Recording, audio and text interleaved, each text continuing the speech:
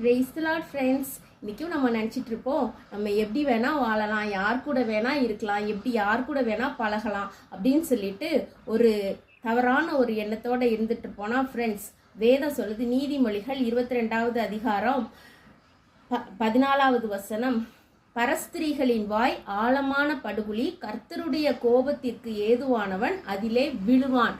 ஆமா ஃப்ரெண்ட்ஸ், கர்த்தரோட கோபத்துக்கு ஆளானவங்க, கடவுளை கோபப்படுத்தினவங்க, அப்படிப்பட்டவங்க தான் இந்த பரஸ்திரி அவங்களோட ரிலேஷன்ஷிப்பில் இருக்கிறாங்க அப்படின்னு சொல்லிட்டு வேதம் சொல்லுது ஃப்ரெண்ட்ஸ். நம்ம ஏதாவது ஒரு காரியத்தினால காடை கோபப்படுத்தி இருந்துருப்போனா, நம்ம மன்னிப்பு கேட்டு ஆண்டவர்கிட்ட தயவு கேட்டு நம்ம அவங்கக்கிட்ட இறக்கத்துக்காக கெஞ்சும் போது ஆண்டவர் இந்த பரஸ்திரி மாதிரி இந்த தேவையற்ற இந்த ரிலேஷன்ஷிப், தேவையற்ற இந்த நட்பு, இதில் இருந்தெல்லாம் நம்மளை விடுதலை பண்ணி நம்மளை காப்பாற்றி நம்மளை நல்ல வழியில் நடத்துவாங்க ஃப்ரெண்ட்ஸ்.